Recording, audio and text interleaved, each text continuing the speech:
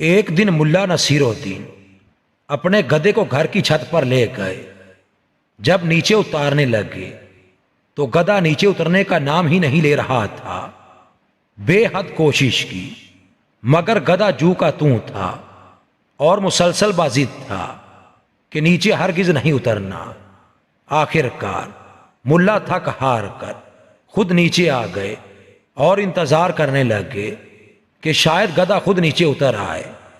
تھوڑی دیر گزری تو ملا نے محسوس کیا کہ گدھا چھت کو لاتوں سے توڑنے کی کوشش کر رہا ہے۔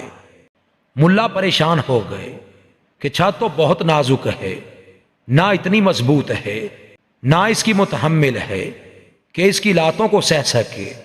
ملا دوبارہ اوپر بھاگ کر گئے اور گدھے کو نیچے لانے کی کوشش کی، لیکن گدھا اپنی ضد پر ڈٹا ہوا تھا اور چھت کو توڑنے میں محو تھا۔ ملا آخری کوشش کرتے ہوئے اسے دوبارہ دھکا دے کر سیڑھیوں کی طرف لانے لگے کہ گدھے نے زوردار لات ملا کو ماری اور ملا نیچے گر گئے اور گدھا پھر چھت کو توڑنے لگا۔ بالآخر چھت ٹوٹ گئی اور گدھا چھت سمیت زمین پر آ گرا۔ ملا کافی دیر تک اس واقعہ پر غور کرتے رہے اور اس سے 3 سبق اخذ کیے۔